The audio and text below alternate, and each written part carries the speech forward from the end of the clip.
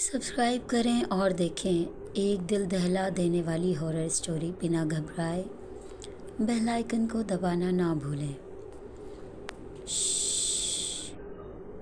कहानी कुछ यूं शुरू होती है।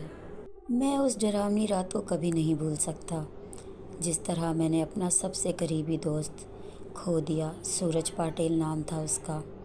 बचपन से ही हम दोनों साथ थे। दोस्त कम भाई ज़्यादा था वो मेरा। लातूर शहर में हम दोनों ने मैट्रिक के बाद एक ही कॉलेज में एडमिशन ले लिया। लातूर शहर हमारे लिए नया था, लेकिन कुछ ही दिनों में हमने वहाँ का चप्पा चप्पा जान लिया था, क्योंकि मैं और सूरज दिन भर बाइक पर घूमा करते थे। पर वही रोड, वही शहर, हम वहाँ घूम घूम कर बोर हो गए थे। इसलिए एक रात हमने लॉन्ग ड्राइव पर जाने का फ़ैसला किया। भाई चल, कांबे गांव के जंगल में लॉन्ग ड्राइव पर चलते हैं। सुना है कांबे गांव का रास्ता मक्खन की तरह मुलायम है। हम कांबे गांव के जंगल की तरफ कभी नहीं गए थे, लेकिन इतना सुना था कि कांबे गांव का जंगल सिर्फ नाम का जंगल है। वहाँ हरे भरे पेड़ों के सिवा कुछ नहीं था।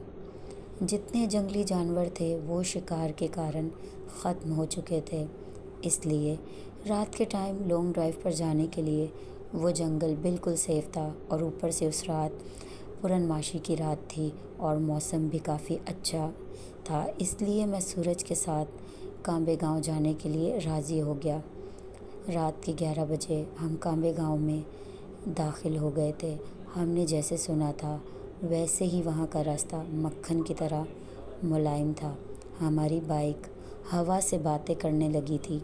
वाकई बहुत मज़ा आ रहा था, लेकिन हमें इस बात की बड़ी हैरानी हो रही थी कि हम जंगल के आधे रास्ते में पहुंच गए, लेकिन रास्ते में हमें एक भी गाड़ी दिखाई नहीं दी थी। जंगल का पूरा रास्ता सुनसान पड़ा था। तभी रास्ते में हमें एक पुल दिखाई दिया। सूरज ने पुल के बीच में आ बाइक रोक दी। वो अंग्रेज़ों के दौर का बनाया हुआ तकरीबन 200 साल पुराना ब्रिज था। पुल के बाजू में एक बोर्ड लगा हुआ था, सेंट जॉर्ज ब्रिज। हम पुल पर गए और खड़े हो गए। नीचे नदी बह रही थी और कोमल हवा चल रही थी। बहती नदी में चांद भी दिखाई दे रहा था। वहाँ का माहौल बहुत खुशगवार था, लेकिन इतने में दूर कहीं से भेड़िया के रोने की आवाज़ आई और माहौल में अजीब सी मनहूसियत छा गई। पुल के ऊपर की हवा अचानक से रुक गई। नदी का बहता पानी अचानक से रुक गया। चांद एक काले बादल के पीछे गायब हो गया। तभी हमारे सर के ऊपर से एक टिटहरी चिल्लाती हुई गुजर गई, मानो जैसे वो हमें कह रही थी कि यहाँ से जल्दी भाग जाओ। हमारे महाराष्ट्र में कहा जाता है कि टिटहरी का चीखना अशुभ घटना का संकेत होता है, और मैं ये अच्छी तरह से जानता था। सूरज, मुझे यहाँ कुछ अच्छा नहीं लग रहा। और कहा जाता है टिटहरी का इस तरह चीखना मतलब हमारे चारों तरफ खतरा मंडरा रहा है, हमें यहाँ से चले जाना चाहिए। अरे ऐसा कुछ नहीं होता मेरे भाई, ये सब अंधविश्वास होता है। टिटहरी का चीखना मतलब उसका गुस्सैल स्वभाव होता है, और वही उसकी आवाज़ भी होती है। चुपचाप यहाँ खड़ा रहे और ख़ूबसूरत मंज़र का नज़ारा देख। तभी मैंने सूरज के पीछे कुछ दूर पुल की रेलिंग के पास एक औरत को देखा। दूर से दिखने में तो वो बहुत सुंदर लग रही थी, लेकिन वो पुल के नीचे झांक रही थी।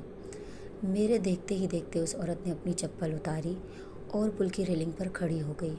अरे सूरज, पीछे देख, कोई औरत खड़ी है। और वो रेलिंग पे चढ़ गई। वो औरत अभी भी पुल के अंदर ही झांक रही होती है। अरे भाई देख, कहीं वो ख़ुदकुशी तो नहीं कर रही। ख़ुदकुशी का सुनते ही मेरे रोंगटे खड़े हो गए। मेरे दिमाग ने काम करना बंद कर दिया, क्योंकि बचपन में मेरे दादाजी ने पंखे से लटक कर ख़ुदकुशी कर ली थी। उनका हवा में लटका हुआ शरीर, मुंह से निकली हुई जीभ, मोटी मोटी आँखें मेरे अंदर एक डर सा पैदा कर रही थी। ओ सुनो जी, रुको, ये कहता हुआ सूरज उस औरत की तरफ भागने लगता है, लेकिन मैं वहीं खड़ा रहा, क्योंकि मेरी आंखों के सामने मेरे दादाजी आ गए। मैं डर से कांपने लगा। इतने में आवाज़ आई और उस औरत ने नदी में छलांग लगा दी। आवाज़ सुनकर मैं मानो जैसे होश में आ गया और सूरज की तरफ भागा और दौड़ते हुए सूरज के पास जा पहुंचा। वो औरत हमारे सामने नदी में डूब रही थी और ज़ोर ज़ोर से कह रही थी, बचाओ मुझे। बचाओ, पर हम वहीं जम से गए क्योंकि हम बहुत डर गए थे। उसने दोबारा हमारी तरफ देखकर मदद की गुहार लगाई, बचाओ मुझे, बचाओ।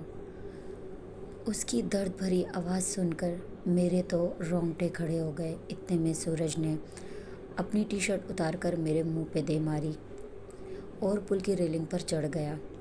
मैंने सूरज का हाथ पकड़ लिया और कहा, मैं इस तरह तुझे कूदने नहीं दूंगा। छोड़ मुझे, छोड़ मेरा हाथ। इस तरह उस औरत को मरते हुए नहीं छोड़ सकता। उसने मेरा हाथ छुड़ाया और नदी में कूद गया। जब वो नदी में पहुंचा तो देखा तो वहाँ कोई नहीं था। उसने देखा तो वो औरत कहीं नहीं थी। उसको लगा कि कहीं वो औरत डूब गई। उसने अपनी सांसें रोकी और पानी में डुबकी लगा दी। थोड़ी देर के बाद वो ऊपर आया। मिली क्या, मैंने पूछा, और बिना कुछ कहे उसने दोबारा से पानी में डुबकी लगा दी। बाहर आकर सूरज ने चिल्लाकर कहा, नहीं, और दोबारा गहरी सांस लेकर डुबकी लगा दी। और मैंने फ़ौरन से आंखें बंद की और दुआ करने लगा। जैसे ही मैंने अपनी आंखें खोली तो मुझे एहसास हुआ कि मेरी दाहिनी ओर पुल की रेलिंग पर वही औरत बैठी थी। ये देखकर मेरे पैरों तले से ज़मीन निकल गई। ये तो वही औरत है जो थोड़ी देर पहले नदी में कूद गई थी। वो किसी जंगली जानवर की तरह पुल की रेलिंग पर बैठी हुई थी। अरे अरे, ये क्या समस्या है। ये औरत तो अभी पानी में कूद गई थी, ये यहाँ कैसे आ गई। और वो मुसलसल सूरज की तरफ देख रही थी और मेरे मन में बस यही सवाल उठ रहा था कि ये औरत वापस ऊपर कैसे आ गई। तो अभी नदी में कूद गई थी। तभी मेरे मन में ख़याल आया और मैं समझ गया ये कोई औरत नहीं बल्कि चुड़ैल है। मैं डर के मारे कांपने लगा। सूरज, मैं ज़ोर से चिल्लाने लगा और तभी उस चुड़ैल ने मेरी तरफ देखा। जैसे ही उसने मेरी तरफ देखा मैं सर से पैर तक कांपने लगा। उसका पूरा मुंह काला था, माथे पे कुमकुम लगा था, नाक में बड़ी सी नथ पहनी थी और उसके नोकीले दांत उसके मुंह से बाहर आ रहे थे और उसके लंबे नोकीले नाखून बहुत ही भयानक लग रहे थे। क्या हुआ, मुझे ढूंढ रहे हो? हंसने लगी जब उसने मुझसे पूछा। डर के मारे मेरा गला सूख गया। सूरज, सूरज, मैं ज़ोर से चिल्लाया। सूरज भी हमारी तरफ देख रहा था। वो भी समझ गया ये कोई महिला नहीं, ये चुड़ैल है। सूरज हमें बड़ी बड़ी आंखों से देख रहा था। मैं समझ गया कि ये चुड़ैल अब मुझे यहीं चीर फाड़ कर खा जाएगी और मेरे कच्चे मांस को खा जाएगी, क्योंकि मैं अकेला ही उसकी पकड़ में आ गया था। डर के मारे मानो मेरा शरीर वहीं जम गया। डरो मत, मैं तुम्हें नहीं, उसे अपने साथ नदी में ले जा रही हूँ। और कहका लगाकर हंसने लगी। उसने मुझे नदी में सूरज की तरफ इशारा करते हुए ऐसा कहा तो मेरा दिल दहल उठा। वो ऐसा कहकर सूरज की तरफ देखने लगी। सूरज, सूरज, पानी से बाहर निकलो। मैंने सूरज को चिल्लाते हुए कहा, बाहर आ जाओ, नहीं तो ये तुम्हें नदी में साथ ले जाएगी। लेकिन सूरज का शरीर मानो वहीं जम गया और उसकी आंखें वहीं नम हो गई। वो समझ गया था वो अब नदी से बाहर नहीं आ पाएगा। सूरज ने रोते हुए मुझे कहा, भाई बचा ले मुझे। ये सुनकर वो चुड़ैल मुझे देखकर मुस्कुराई और नदी में सूरज के ऊपर कूद पड़ी। आगे जो होने वाला है आप उसका अंदाज़ा भी नहीं लगा सकते। अगला हिस्सा मिस मत करें।